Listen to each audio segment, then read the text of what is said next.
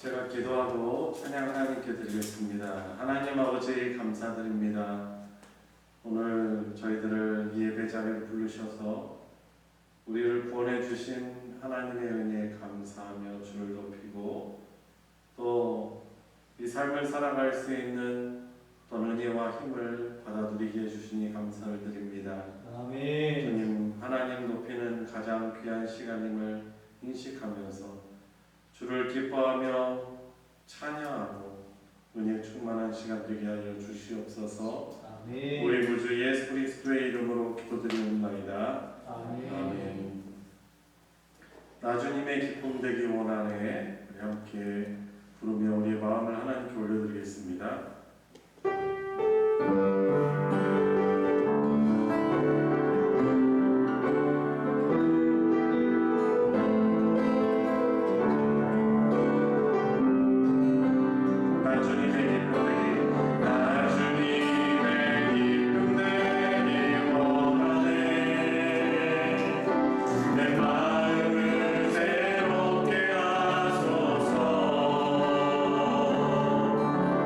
새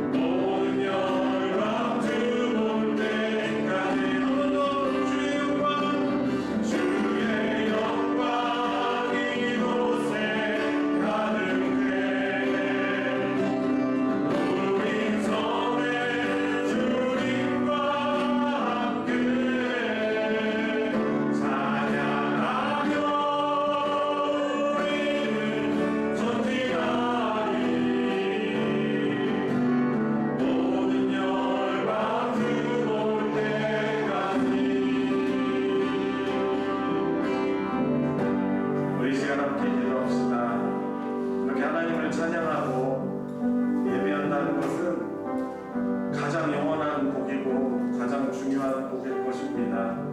늘 살아가면서 하나님을 즐거워하고 기뻐하고 그분을 이렇게 예식적으로도 예배하지만 삶에서 하나님을 잊지 않으며 그분의 기뻐하시는 뜻을 순종으로 향하는 우리 자신이 될 수 있도록 위해서 기도하시고, 오늘 우리가 삶의 목적, 의미를 돌아보는 예배에 관한 마지막 성경 공부 부분 진행하는데, 성령께서 우리의 눈을 열어주시고 조명하여 주셔서 하나님이 기뻐하시는 예배자로 설 수 있는 복된 시간 되도록, 또 저희 성령 충만을 위해서도 기도해 주시면 감사하겠습니다. 같이 기도하겠습니다.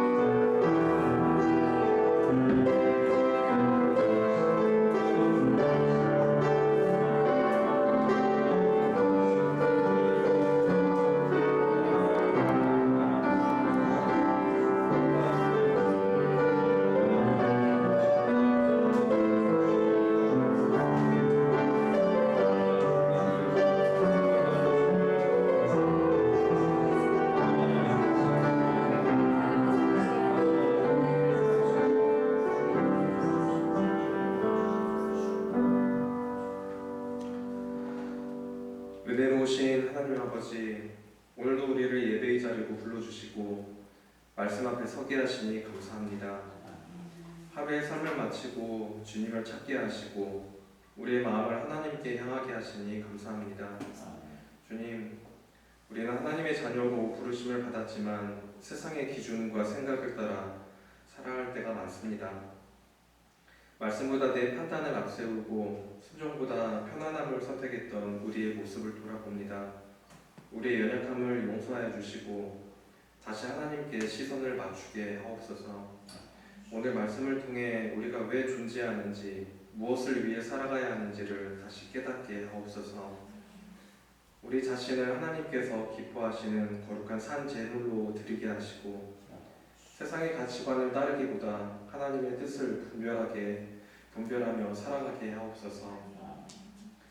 생각이 새로워지고 삶이 변화되어 우리의 가정과 일터와 교회에서 그리스도를 나타내는 삶을 살게 하옵소서. 우리 교회를 위해 기도합니다. 모든 성도가 말씀 위에 굳게 서게 하시고 사랑으로 서로를 세우며 함께 믿음의 길을 걸어가게 하옵소서. 다음 세대에게 믿음이 이어지게 하시고 섬기는 모든 손길 위에 주님의 은혜를 더하여 주옵소서. 몸이 연약한 성도들과 마음이 지친 이들을 기억하여 주시고 주님께서 위로하시고 새 힘을 허락하여 주옵소서. 모든 상황 속에서도 하나님을 신뢰하는 믿음을 잃지 않게 하옵소서.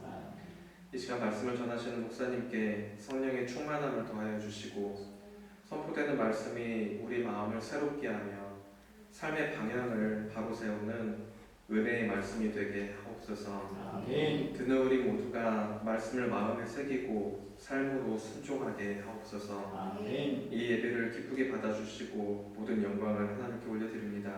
예수 그리스도의 이름으로 기도드립니다. 아멘.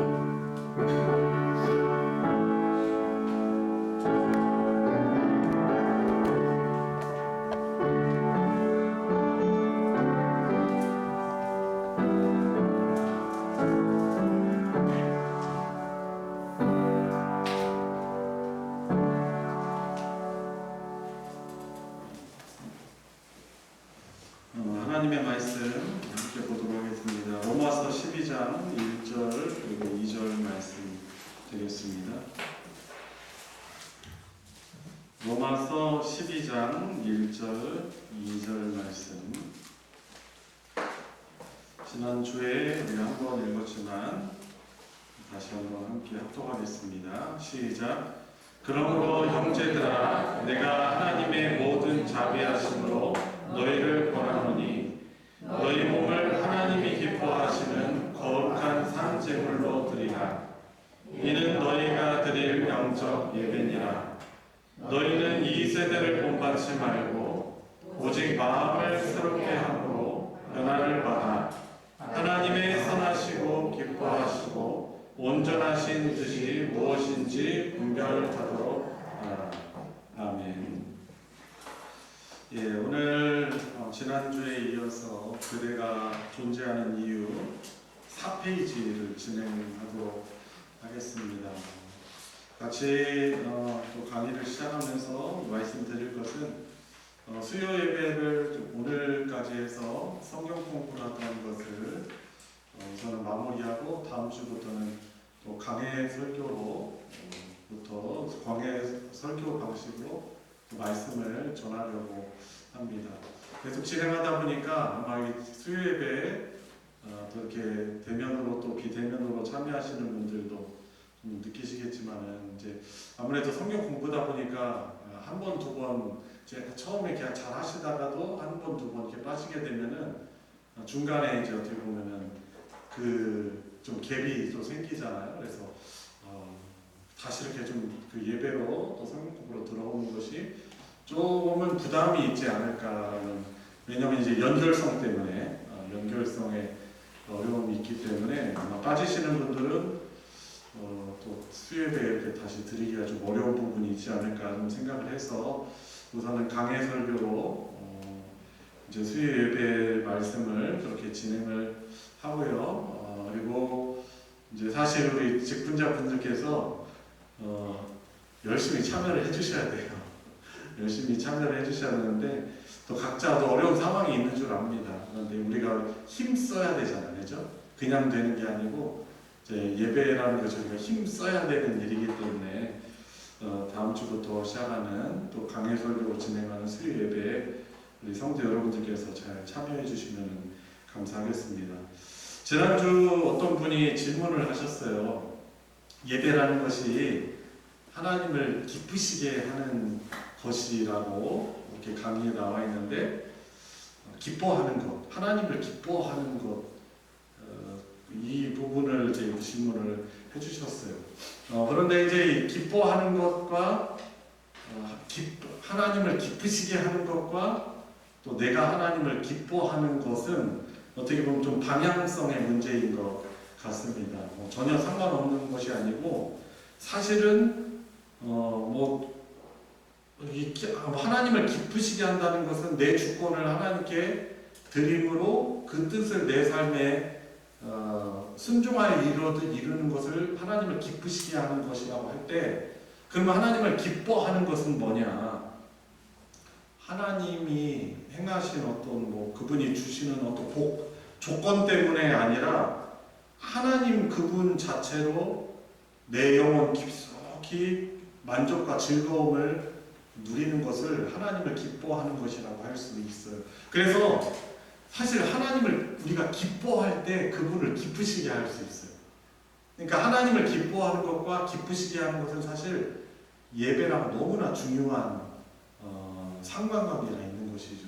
우리가 이렇게 예배를 드리잖아요. 근데 하나님을 기뻐하는 마음이 있을 때 그것이 하나님을 기쁘시게 하는 예배가 드려질 수 있는 것이죠. 그래서 지난주에 어떤 분께서 또 좋은 질문을 해주셨습니다. 원래 아담과 하와가 범죄 이전에 하나님과 누렸던 친밀함이 바로 그거죠. 하나님 너무나 감사해, 사랑해요. 하나님 존재 그분 자체로 인해서도 너무나 기쁜 거죠. 그러니까 범죄 이전에 아담과 하와가 누렸던 것이고, 우리가 변화를 받았을 때 하나님을 즐거워하고 하나님을 기뻐할 수 있는 것입니다. 그럴 때 우리가 순종할 수 있는 거예요. 그죠? 어떻게 하면 내가 오늘 살아갈 때도 하나님을 기쁘시게 할 수 있을까? 그래서 이제 이 의식적인 예배뿐만 아니라 이런 예전적인 예배뿐만 아니라 내 삶에 하나님 뜻을 이루어 드리려고 하나님을 기쁘시게 하는 삶이 사실상 가능하게 된 것입니다. 그래서 좋은 질문 해주셔서 감사를 드립니다. 자, 오늘 마지막 강의를 이어나가면서 제사 얘기를 좀 지난주에 이어서 하려고 합니다. 왜 짐승을 죽여서 제사를 드렸을까? 다른 제물로 구원에 대해서 감사하면 안 되었을까? 이런 생각을 해보죠. 근데 실제로 구약시대에 그 제사를 보면 소제라고 있어요. 그래서 이제 밀을 이렇게 빻아가지고 곡식이죠. 밀가루로 제사 드리고 또 기름으로 제사를 드리기도 하고 또 유향, 소금 이런 것으로 드리는 제사도 소제라고 있었습니다. 하나님이 왜 가인의 제사를 받지 않았는가? 그가 짐승으로 드리지 않았는가에 대해서는 지금도 사실 학자들 사이에 의견이 분분해요. 그런데 성경은 기본적으로 제사를 드릴 때 짐승을 죽여서 드리는 것으로 설명합니다. 조금 전에 말씀드렸던 그런 소재, 특별한 상황을 제외하고서는 원칙적으로 짐승을 잡아서 그 피를 내서 또 하나님께 또 올려드리는 그런 제사를 드리는 것이죠. 그래서 아벨과 가인 이후에도 계속 어떤 제사를 드렸습니까? 아담의 자손들은 짐승을 죽이는 그런 제사를 드렸어요. 노아의 홍수 이후에도 짐승을 잡아서 하나님께 드렸죠. 왜 노아가 제사를 드렸을까요? 살려주심에 감사에 대해서 드렸다면 왜 그 짐승을 죽여서 왜 제사로 드렸을까요? 하나님이 짐승의 피를 좋아하신다거나 짐승이 죽는 것을 즐겨하시기 때문에 그렇게 제사를 드렸을까요? 아니죠. 사실 이 짐승을 잡아서 제물을 드리는 것은 어떻게 아담과 하와와 그의 자손들이 어떻게 생명을 얻었는지, 어떻게 생명의 약속을 누리게 되었는지를 설명하고 고백하는 것이 바로 이 짐승 제사이기 때문에 그런 것입니다. 그러니까 하나님이 아담과 하와, 비록 에덴에서 그들이 쫓겨나지만 그들의 죄의 수치를 가려주시기 위해서 짐승을 잡아서 어떻게 보면 사람이 죄를 범했는데 어떤 한 짐승이 대신 희생하여서 그들의 죄의 수치를 덮게 되었습니다. 그래서 아담 이후에는 계속 그들이 어떻게 해서 생명의 언약을 누리게 될 수 있는지 그들이 잊지 않고 기억하고 감사하기 위해서 그들은 이 동물을 잡아서 드리는 제사를 드렸던 것입니다. 그러니까 제사는요, 어떻게 하나님의 백성들이 이 은혜의 언약 안에 들어왔는지를 보여주는 것이 바로 이 제사 제도라고 할 수 있는 것입니다. 그리고 그 제사를 드리는데 제물과 제사장이 아주 중요합니다. 이 구원의 핵심이 바로 거기에 있는 것이죠. 먼저 그 양이죠. 양이나 염소가 죽는 것을 보면서 내 생명이 내 자격이나 능력으로 되어지지 않는구나. 그러니까 그냥 아무것도 없이 제사 드릴 수 있는 것이 아니에요. 제물이 죽는 것을 통해서 저 어떤 존재의 희생을 통해서 내가 생명 구원을 얻었구나라는 것을 깨닫는 거예요.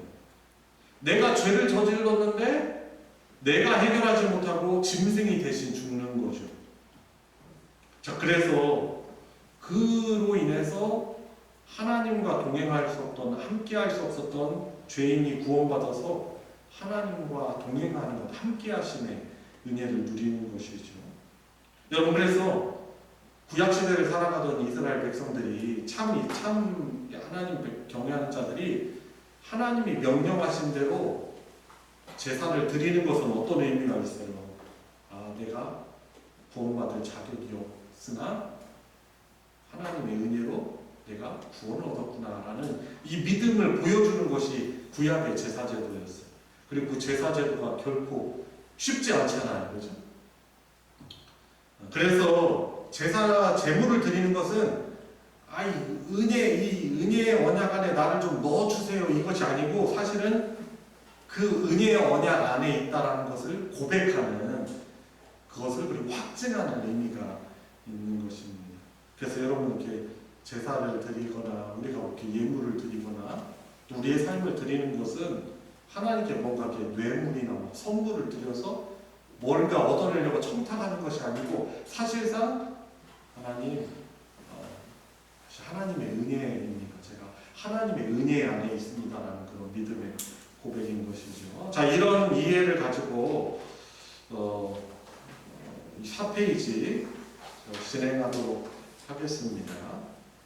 자, 6번입니다. 6번. 예배의 핵심, 복음이신 그리스도입니다.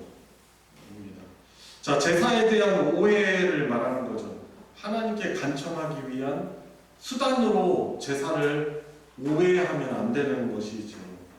제사는 조금 전에 말씀드린 것처럼 하나님이 은혜로 우리를 구원해 주셨다는 것을 어떻게 보면은 믿고 고백하는 의미가 있는 것입니다. 자, 그래서 제사는요, 아무나 드릴 수 있는 것이 아니에요. 아무나 그냥 짐승 잡아서 드릴 수 있다, 그것이 하나님께 드려지는 예물이나 제사가 되는 것이 아니고, 바로 언약 백성, 하나님이 택하셔서 내가 너희들의 하나님이 되고 너희들은 내 백성이 되리라고 그 언약하신 언약 백성들만에게만 들어 허락된 은혜의 수단이라고 할 수 있는 것입니다. 그래서 자 3번 제사 제도는 무엇인가? 조금 전에 말씀드렸기 때문에 이해가 조금 더 쉬우리라고 생각합니다. 제물은 무엇입니까? 이미 받은 죄사함에 대한 고백인 것입니다. 그리고 제사장은 무엇입니까? 대속을 의미해요.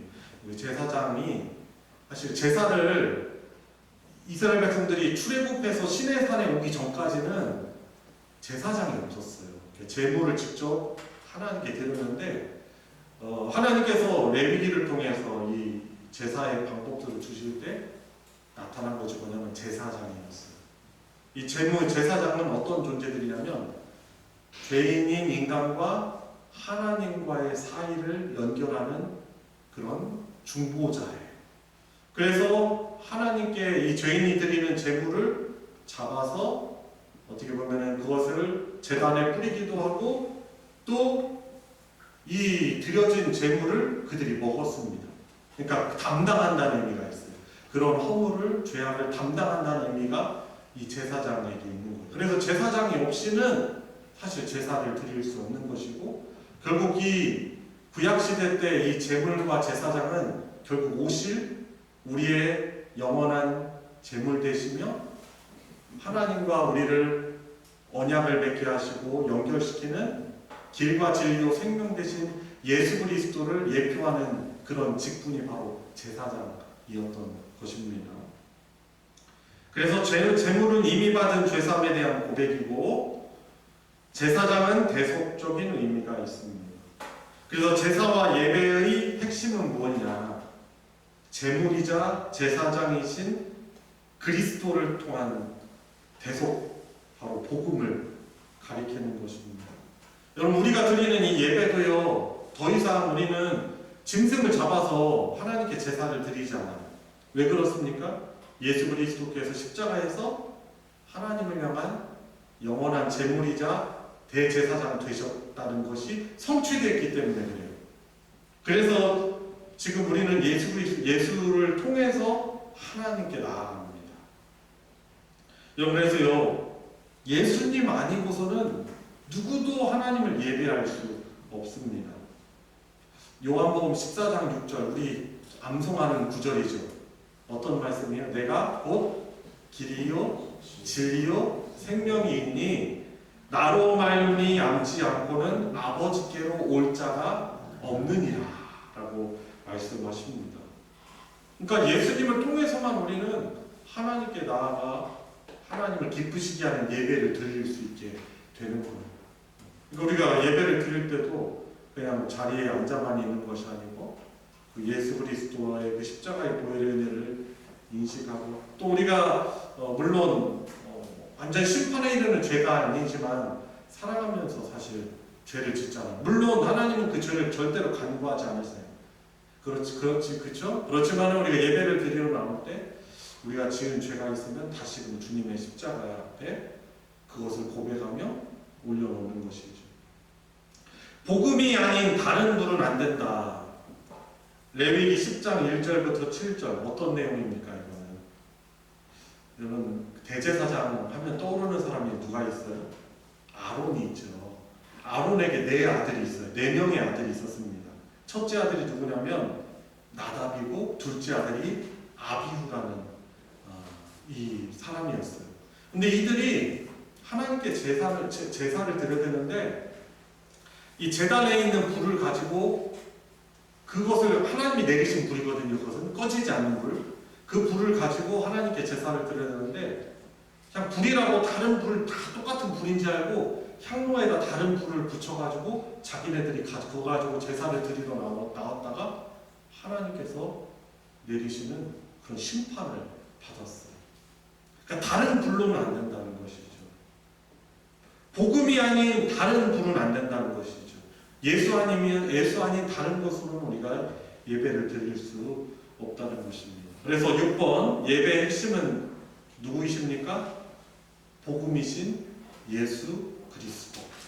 우리 자격 없는 우리들을 하나님 앞에 서게 하시는 바로 복음이신 예수 그리스도께서 바로 예배의 핵심이라고 할 수 있는 것입니다. 7번 자 예배의 대상은 누굽니까? 그죠, 하나님이에요. 자 그래서 이것을 이해하기 쉽게 설명하는 거죠. 사마리아 여인과 예수님의 대화. 자 예수님이요 사실 금기를 깨셨어요.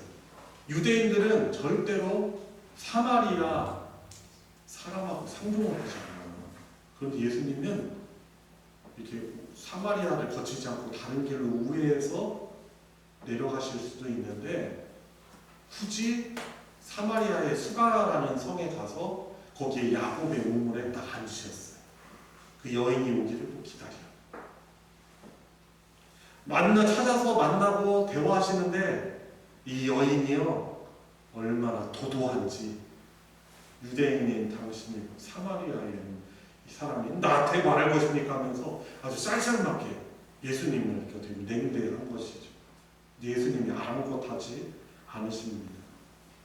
나중에 이제 예수님이 이 여인이 있었던 과거, 숨기고 싶은 과거에 대해서 조심스럽게 이렇게 들추시니까 당신 내가 보니까 선지자이신 것 같습니다.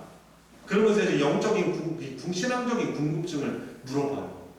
우리들은요, 우리 사마리아 사람들은 이쪽 그리심산에서 예배를 하나님께 제사를 드릴 수 있다고 하는데 이 장소에서만 해야 된다고 하는데 당신들은 예루살렘이란 장소에서만 하나님께 제사 드릴 수 있다고 하잖아요. 도대체 어디서 드려야 돼요? 도대체 어디서 드려야 돼요? 라고 궁금증을 묻습니다. 하나는 가짜일 수 있는 걸 자기가 생각하기에. 근데 예수님 이런 말씀하십니다. 둘 다 아니다. 장소가 문제가 아니다. 하나님이 누구신지를 너희들이 알고 드릴 수 있다. 바로 그때 그 예배할 때가 온다. 하나님이 이런 예배자를 찾으신다라고 말씀하시죠. 그래서 세 번째 부분 보세요. 7번의 그 아래 세 번째 부분 참된 예배의 핵심은 장소가 아니라 대상이라는 거죠. 어떤 분이신가를 알 때 하나님을 예배할 수 있는 것입니다. 그 아래 같은 신 다른 이름 같은 신이라는 표현이 있는데 여러분 예를 들어서 사실 이런 거죠. 무슬림들은 누구를 부릅니까? 하나님으로? 그죠? 알라. 그죠? 아랍어로 알라라고 불러요. 우리는 뭐라고 불러요? 하나님이라고 불러요. 하나님 알라라고 하면은 하나님 잘못 예배하는 거고 하나님이라고 예배해야 되는 건 도대체 뭐예요? 여러분 사실요 알라라는 뜻이 아랍어로 하나님이라는 뜻이에요. 그러니까 어떤 거냐면 영어권에 있는 사람들이 예수님을 부를 때 Jesus 이렇게 부르잖아요. 근데 우리는 뭐라고 불러요? 예수님이라고 불러요. 그러니까 사실 지저스라고 부르고 예수님이라고 부르는 사실 그 차이예요. 알라랑 하나님의 차이는. 근데 문제는 그분이 어떤 분이신가를 모르고 예배를 드리면은 절대로 하나님을 예배할 수 없다는 거예요.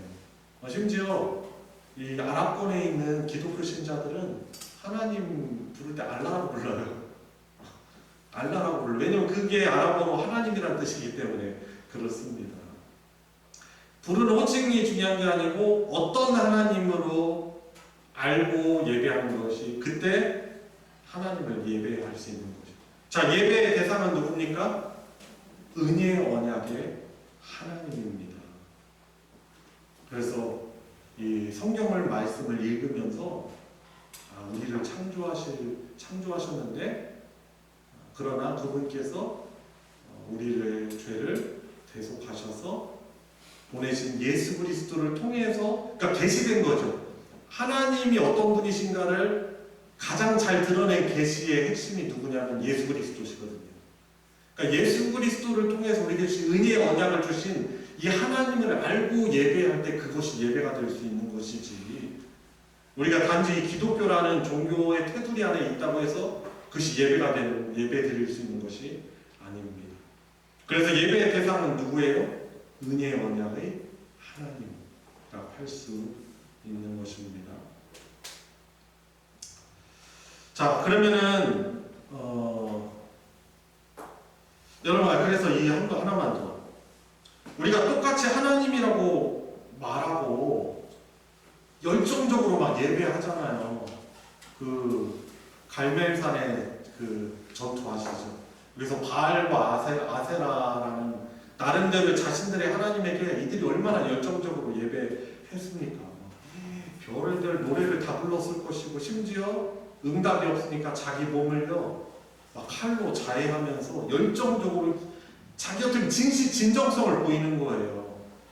근데 그런다고 해서 하나님을 예배할 수 있는 것이 아니죠. 동일하게 우리가 하나님이라고 부르고 아버지라고 불러도 사실 다른 대상에게 예배하고 있는 것일 수 있어요. 허상에게. 그래서 문제는 장소가 아니고 중요한 것은 우리가 하나님을 바르게 인식할 때 그분을 예배할 수 있는 것입니다. 자, 그래서 8번 참된 예배를 위한 준비. 첫 번째로 예배자의 자기 인식입니다. 여러분, 우리가 예배를 드릴 때 구경꾼이 될 수도 있어요. 하나님의 존재를 부정은 안 하거든요. 근데 구경꾼처럼 우리가 예배할 수 있어요. 감동하고 영화를 보는 것처럼 앞에서 어떤 설교자가 은혜롭게 말씀을 전할 때 감동합니다. 어떤 감격적인 변화가 있어요. 그 안에 열정도 있습니다. 그렇지만은 구경꾼일 수 있어요. 근데 예배자는 그렇지 않죠. 예배자는 어떻습니까? 그분 앞에, 그러니까 내가 하나님께 절대로 예배할 수 있는 자격이 나에게는 없으나 나를 은혜롭게 불러주신, 구원해주신 그분 앞에 무릎을 꿇고, 여러분, 우리가 엎드린다는 것이 그런 의미잖아요. 그리고 하나님을 그 경외하는 마음과 통회하는 심령. 그래서 시편 51편에서도 하나님이 기뻐하시는 제사는 어떤 것이다?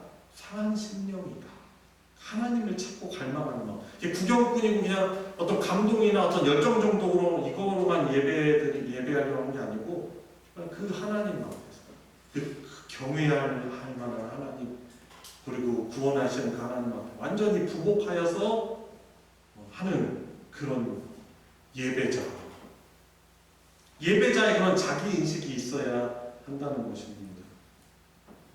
율법에서 만나는 하나님, 어떤 하나님입니까? 여러분, 하나님 정말 무서운 분이세요. 율법이 어떻게 보면은 강하잖아요. 율법을 준수하지 않으면 사실 죄인이다라는 것이 증명되고 결국에 하나님의 심판을 받게 돼요. 여러분, 구약 성경 창세기 보니까 이 노아의 홍수 심판에서요 살아남은 사람은 단 몇 명이에요? 몇 명이에요? 노아의 아내와 또 세 아들과. 그러니까 그 나머지는 다 심판받아 죽었어요.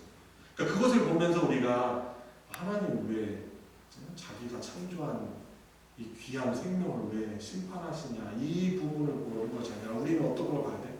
죄에 대해서 하나님 얼마나 철저하게 응징하시는가, 이것을 우리는 봐야 하는 것이죠. 구약의 율법에서 만나는 하나님은 정말 공의로운 하나님이십니다. 자, 그런데 하나님은 그런 하나님만은 아니시죠. 세 번째로 복음에서 만날 수 있는 하나님이십니다. 사실 보면은 그래서 하나님이 제사를 계속 드릴 수 있도록 하게 해주셨어요. 언약 맺은 것을 기억하며 동물 제사를 드리면서 하나님이 아담과 하와와 맺으셨던 이 언약, 그들의 죄의 수치를 가려주시는 그분의 은혜를 기억하면서 하나님이 사실 은혜를 주시죠. 뭐 구약시대는 하나님이 자비와 은혜가 하나도 없는 분이 아니죠. 원래 은혜와 자비가 많으신 분이신 것이죠. 그렇다면 벌써 아담과 하와에서 우리 인간의 역사는 끝났을 거예요. 그렇죠? 그렇지 않으시잖아요. 그래도 그들을 통해서 이어지는 그 믿음의 계보들을 통해서 어떻게 합니까? 하나님의 은혜를 계속 흘러보내 주시는 것이죠. 그래서 참된 예배를 위한 준비, 율법에서 만나는 공의로운 하나님, 그리고 복음에서 만나는 바로 예수님의 십자가 안에서 만나는 우리 하나님, 그리고 그리스도 안에서 누리는 자기 부인, 어떻게 합니까? 엎드리는 거예요. 하나님 앞에서. 그리고 이성이 무릎을 꿇을 때, 여러분 우리 이성은요, 우리가 사실 이성적인 존재잖아요. 근데 하나님은 우리의 이성을 초월하시는 분이신 것이죠. 욥기를 보면은 왜 욥이 마지막에요, 하나님 앞에 회개해요. 엄청난 회개를 해요. 왜 회개하냐면 욥이 자신의 이성으로 하나님을 판단하려고 하는 거예요. 그러니까 억울하죠. 한날에 자기 재산 다 잃고 자식들 다 잃고 어떻게 우리 인간으로 이성으로 그걸 다 이해할 수 있겠어요. 건강도 잃고. 그러니까 어떻게 합니까? 친구들 앞에서 친구들이 위로한다 치고 왔는데 욕을 막 정죄하니까 죄를 졌으니까 벌 받는 거 아니야 하면서 욥의 마음을 막 후드러 팝니다. 그러면 욥이 말하죠. 자기는 하나님 앞에 전혀 죄를 짓지 않았다. 나는 그렇게 살지 않았다라고 하면, 근데 그 말이 틀린 말은 아니었어요. 당대 가장 의로운 자였기 때문에 그래요. 자, 그런데 어떻게 합니까? 고통스러우니까 자기 이해를 머리에 지성으로 이해가 안 되는 하나님을 판단하고 논리적으로 반박하려고 해요. 근데 나중에 하나님 앞에서 욥이요, 하나님을 그렇게 판단하려 했음을 철저하게 회개합니다. 여러분, 하나님은 우리 이성을 넘어서고 초월하시는 분이신 것입니다. 여러분, 그래서 우리도 그렇습니다. 우리가 참된 예배를 위한 어떤 준비가 있어야 돼요? 그렇죠. 근데 우리가 이성적으로 이렇게 성경 공부도 하고 하나님을 알아가시면은, 근데 이것이 하나님을 다 말해줄 수 없어요. 어떻게 합니까? 예배 드릴 때 나의 이성을 넘으시는 전능하신 하나님이심을 우리가 인식하면서 우리가 참된 예배 준비를 해야 하는 것입니다. 자, 9번, 예배는 소명이다. 예배는요, 소명입니다. 예배는 어떻게 보면은 하나님의 부르심입니다. 그래서 1번, 바울의 소명, 예루살렘으로 올라가는 것이죠. 근데 여러분, 바울이 예루살렘으로 올라갈 때 사실 하나님의 성령께서 보여주셨어요.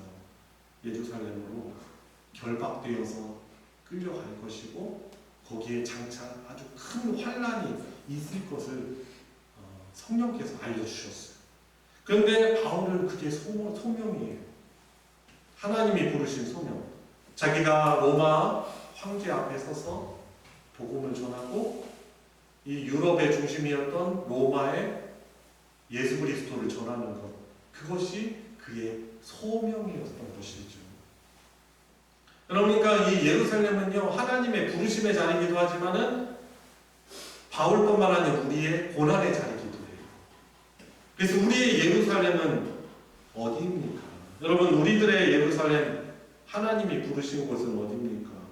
바로 우리들이 서 있는 자리죠. 십자가를 묵상하며 복음에 합당하게 살아가는 그 삶의 자리, 말씀에 순종하는, 근데 그것이 쉽지 않아요. 그리고 성도와 교통하는, 그죠? 그리스도의 한 몸으로 살아가는 그 교회 공동체, 바로 우리의 부르심, 우리의 예루살렘이 바로 이곳입니다. 환난과 고난이 있어도 우리는 예루살렘을 향하여서 우리도 어떻게 해야 돼요? 가야 하는 것이죠. 왜? 그곳에 예배의 소명이 있기 때문에 그렇습니다. 그 힘든 그곳에서 하나님께 순종하며 자, 그래서 우리 예루살렘은 어디인가? 우리 부르신 바로 이곳이죠. 그렇죠? 여러분들 가정. 우리가 지금 예수님의 이름으로 한 몸이 되는 우리 연관된 우리 성도들과의 관계 등등입니다. 자, 10번. 비어있는 세상, 충만케 하시는 그리스도, 그리고 교회. 여러분, 세상이 1번, 세상이 비어있다? 이게 무슨 말인 것 같습니까? 하나님의 관점으로 보면요, 이 세상을 지으신 목적과 너무 다른 모습의 세상이에요. 그렇지 않습니까? 그러니까 하나님을 예배하고 하나님을 경배하고 그분께 순종하는 그런 곳이 아니고 어떻게 해요? 어떻게 하면 하나님을 경배하고 경외하고 순종하는 것과 등지는 삶, 그 모습이 바로 이 세상인 것입니다. 그러니까 하나님 보시기에는요, 이 세상이 충만한 것이 아니라 비어 있어요. 법들 볼까요? 여러분, 낙태하는 것. 낙태하는 것. 하나님은 성경을 통해서 이 생명을 너무 소중히 여기시죠? 근데 어떻게 합니까? 세상은 낙태를 합법화했죠. 그리고 간통법을 폐지합니다. 그러니까 어떻게 보면 성경의 반성경적인 모습으로 계속 이 세상은 나아가고 있는 거예요. 그러니까 하나님 뜻을 순종하며 하나님을 기쁘시게 하는 그런 모습보다는 너무 다른 모습으로 나아가고 있는 이 세상을 하나님의 관점으로 볼 때 이 세상은 비어있다라고 하는 거죠.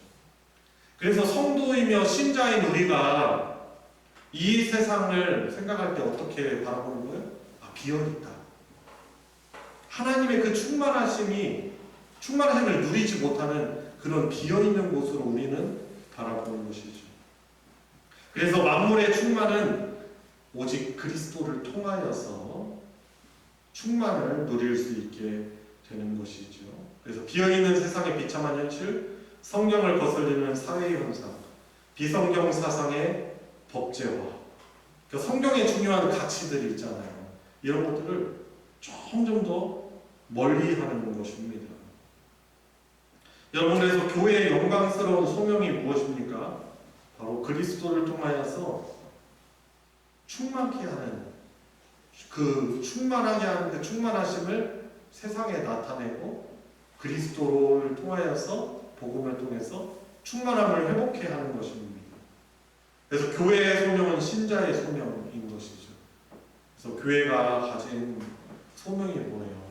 우리가 이렇게 나아가서 그 예수 그리스도의 그 복음을 가지고 나아가서 직접 전하기도 하지만은 우리가 순종하며 그리스도의 충만함을 누리는 것을 세상에 어떻게 해요? 나타내고 그렇게 보여야 하는 그 소명이 우리에게 있는 것입니다. 근데 그것이 절대 쉬운 것은 아니죠. 그러나 하나님이 우리에게 맡기신 소명이 바로 그거예요. 우리도 예배하고 그들도 그리스도를 받아들임으로 충만함을 누리게 하는 그 어떻게 보면은 그 복음을 드러내는 소명이 우리에게 있는 것입니다. 자, 마지막 11번 신자의 세 가지 소명. 교회가 그리스도를 충만하게 하는 방법은 무엇입니까? 통치. 무엇입니까? 하나님의 통치에 우리가 순종하는 거죠.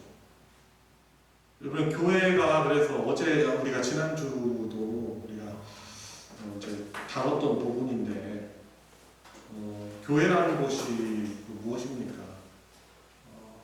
예배 훈련장이죠. 예배라는 하나님의 뜻에 순종하는 것이 바로 예배라고 할 때 교회 공동체가 어떻게 합니까? 말씀을 통한 하나님의 통치에 우리가 순종하는 것이죠. 여러분, 그래서 교회가 그리스도를 충만하게 하는 방법은 그분의 통치에 순종하는 것이라고 할 수 있는 것입니다. 그리고 교회가 충만하게 되는 방법은 무엇입니까? 신자에 대한 양육. 그러니까 우리가 예배가 무엇인가 이렇게 모르면은 예배를 사실 잘 누리지 못하는 것이고 예배가 예배답지 않은 것이죠. 그래서 어떻게 합니까? 이렇게 성경 공부를 통하여서 내가 존재하는 목적이 뭐냐, 구원받는 믿음이 무엇인가를 우리가 잘 알 때 어떻게 합니까? 그 그리스도의 충만함을 누릴 수 있게 되는 것입니다. 그래서 교회로서의 소명은 무엇입니까? 그런 교회가 그 주님의 통치에 순종함으로 바로 하나님의 그런 은혜를 풍성히 누려야 되고, 또 가정으로서의 소명이 있습니다. 신자인 저와 여러분들은 이 가정을 소중히 여겨서 그곳을 하나님 나라가 되게 하고 하나님을 예배하는 곳이 되게 하는 그 소명이 우리에게 있어요. 여러분, 지금 시스템이 이 세상의 시스템이 어떻습니까? 가정이 자꾸 약화되고 축소가 되지 않습니까? 뭐 엄청 중요한 것일지는 모르겠지만, 아니 도대체 뭐길래 가족들이 다 같이 모여서 식사할 수 있는 그런 시간이요? 일주일에 한 번도 없을 때가 있어요. 안 그래요? 가족이 뭐예요? 식구잖아, 식구. 그죠? 같이 음식 먹으면서 또 교제하고, 또 밥상머리 교육하고, 또 부모님과 좋은 유대관계를 갖고. 그런데 세상은요, 자꾸 가정을요 사사로운 곳으로 치부시키는 것입니다. 여러분, 근데 가정은 사람이 만든 것이 아니에요. 사람의 필요에 의해서 세워진 것이 아니라, 보니까 창세기에 보면 하나님이 친히 세우신 것이 바로 가정이에요. 아담과 하와를 통해서. 왜 그렇습니까? 가정을 통해서 신앙이 전달돼요. 교회 교육은요 사실 두 번째예요. 교회 주일학교 교육 중요하죠. 근데 제일 중요한 신앙교육의 장은요 가정이에요. 신앙을 전달하고 생명도 탄생하고, 그리고 부모인 우리들의 믿음과 삶이 일치할 수 있는 가장 좋은 곳이 바로 가정인 것이죠. 여러분, 그러니까 우리는 가정으로서의 아주 복된 소명이 있는 것이죠.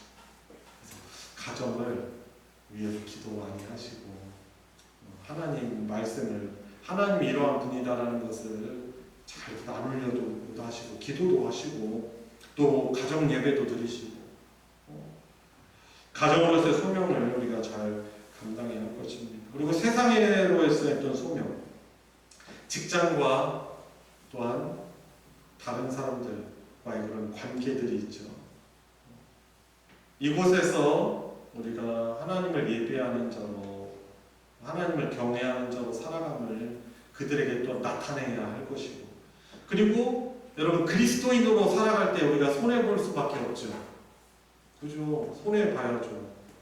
내가 양보하고, 그리고 이해하려고 하고, 바로 그러면서 하나님의 그 자의 은혜로운 성품을 드러내는 것이죠.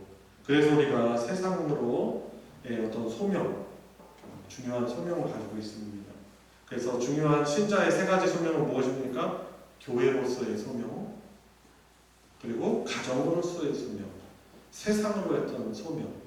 바로 이곳에서 하나님을 그런 예배하는 자로, 거룩한 산제사로 하나님께 기쁘게 해드리는 그런 소명으로 우리가 부름을 받은 것입니다. 그래서 여러분, 오늘 너무 빨리 진행하느라 여러분들이 좀 연결성 있게 잘 이해하셨는지 모르겠지만, 여러분, 우리가 이렇게 하나님을 예배할 수 있다는 것이 얼마나 귀한 일인지 모릅니다. 이제 이것을 모를 때는 자꾸 우리가 의무감에 들여지고 그러지만은, 이 예배가 너무나 큰 복이다라는 걸 알면은 열일 제쳐놓고 하나님을 이렇게 예배하고, 그러니까 그리고 예배가 그냥 내 삶과 이원화되는 것이 아니고, 이 예배를 통해서 받은 은혜를 가지고 일상생활에서도 하나님을 기쁘시게 하는 그런 삶을 살아가게 될 것입니다. 이런 은혜가 저와 여러분들에게 있기를 우리 주 예수님의 이름으로 축원합니다. 우리 같이 함께 기도합시다.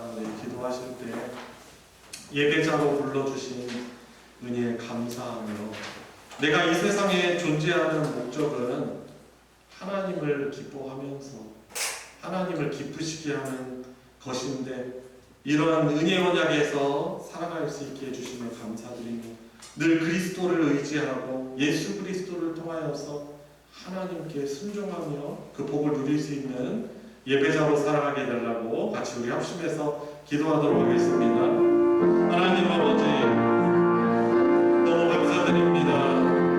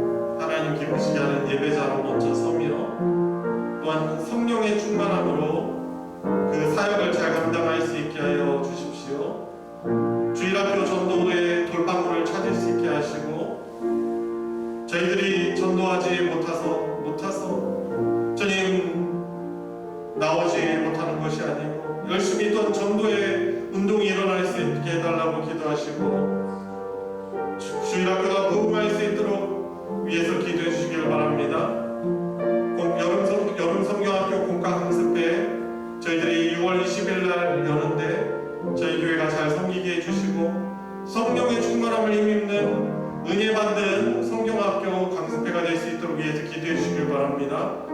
그리고 여름 성경학교 중고등부 수련회, 청년부 수련회가 있습니다. 기도로 준비되게 해주시고 많이 참여하여서 은혜의 전환점이 될 수 있도록 우리의 자녀들이 은혜를 사모하며 우리 하나님을 새롭게 만나는 그래 인생의 전환점이 되고 변화가 되어지는 복된 기회가 될 수 있도록 위해서 우리 다음 세대의 사역을 위해서 함께 우리 기도하도록 하겠습니다. 기도하시겠습니다. 하나님 아버지 은혜를 구합니다. 이 마지막 때 주님 다음 세대의 복음을 전하고 그들을 주 앞으로 인도하는 그 사명을 잘 감당하게 하여 주시옵소서. 주님 섬기는 선생님들이 성령의 충만함을 입을 수 있도록 아버지 은혜를 부어주시옵소서. 주님을 인격적으로 만나고 은혜 체험하게 하여 주시옵소서. 하나님의 마음을 가지고 우리 영혼들을 바라보며 기도로써 그들을 주님 이끌 수 있게 하여 주시길 원합니다. 하나님도 늘 성령으로 은혜를 받게 하여 주시옵소서. 주님 다음 세대는 원합습니다. 그러나 저희들 어려운 때도 더 열심히 전도하게 하여 주시고 예수 그리스도를 전하게 하여 주시옵소서. 하나님 나라의 귀한 일꾼들이 주님 발견을 내어주고 주님 자라날 수 있도록 인도해 주시고 우리 성도들의 가정에 주님 자녀들이 은혜 받게 하여 주시옵소서. 하나님 그들이 은혜 받는 유라가 될 수 있도록 인도하여 주시기 바랍니다. 주님 성경하고 특별히 주셔서 저희들이 잘 섬기게 하여 주시옵소서. 준비하는 교회 목사님들 하나님 축복하여 주셔서 은혜로운 정확하게 성령 충만함을 입은 시간 될 수 있게 하여 주시길 원합니다. 여러분 여러분 사역도 하나님 주셔서 많이 자유분들과 참여하여 은혜 받아서 주님을 새롭게 만나고 주님 새로워지는 그리스도의 변화되는 놀라운 역사가 전환점이 될 수 있도록 하나님 은혜를 부어주시기를 주님 간절히 주시옵소서. 하나님 아버지 하나님을 대적하여 하나님 나라에서 쫓겨난 사탄은 어떻게 하면 우리들이 하나님께 순종하지 못하게 하고 하나님을 예배하는 복된 삶을 사는 것이 아니라 적당히 하나님을 예배하는 것으로 착각하게 하며 일상에서는 하나님의 뜻이 아닌 내가 왕이 되어서 내 뜻을 주님 신뢰하고 하나님의 대적하는 그런 자로 살아가도록 하는 사단의 역사가 있음을 고백을 드립니다. 하나님이 복 주셔서 우리가 어떠한 부르심을 받았고 어떤 것이 구원에 이르는 얻는 믿음이며 우리들의 부르심은 하나님을 기쁘시게 하는 예배자라는 이 소명을 다시금 재확인하게 해주시니 주님 감사를 드립니다. 아멘. 하나님 다시금 우리 소망교회가 의식적인 예배도 회복되어지게 하여 주시고 예배와 삶이 이분화되지 않게 하여 주시고 늘 하나님 동행하시는 그 언약의 하나님 은혜의 언약을 예수 그리스도 통해서 맺어주신 우리 하나님을 기억하고 일상의 모든 삶에서도 영적인 분별력을 가지고 순종하며 이 세상에 하나님의 그 거룩하심과 충만케 하심을 드러내는 복된 교회 공동체 우리 성도 하나하나가 될 수 있게 하여 주시옵소서. 아멘. 한 해 중반 또 이렇게 마무리하고 있는 6월입니다. 하나님 다시금 우리의 영적인 건강 상태를 돌아보며 다시금 우리의 신앙이 회복되어질 수 있게 하여 주시옵소서. 우리를 교회 공동체로 또 가정으로 세상으로 보내셨사오니 저희들이 있는 그곳이 하나님의 복이 충만케 되는 역사가 있게 하여 주시옵소서. 아멘. 주님 아브라함 하나님이 사랑하는 자들이 어디를 가든지 그곳에 제단을 쌓고 하나님을 예배했던 것처럼 저희들이 있고 저희들이 부르시고 보내신 그곳에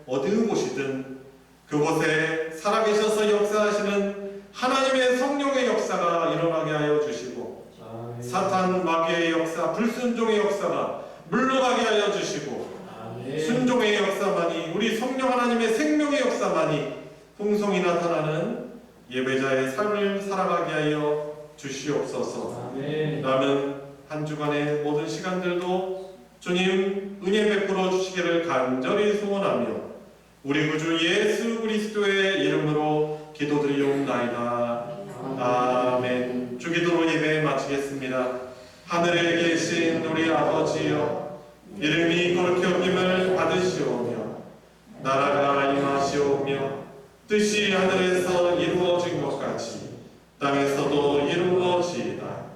오늘 우리에게 일용할 양식을 주시옵고 우리가 우리에게 죄 지은 자를 사하여 준 것 같이 우리의 죄를 사하여 주시옵고 우리를 시험에 들게 하지 마시옵고 다만 악에서 구하시옵소서. 나라와 권세와 영광이 아버지께 영원히 있사옵나이다.